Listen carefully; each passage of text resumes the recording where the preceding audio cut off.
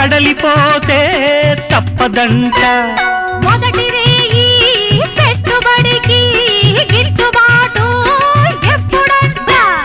3 నాళ్ళ ముచ్చటంతా డసిపోతే గిట్టదంట.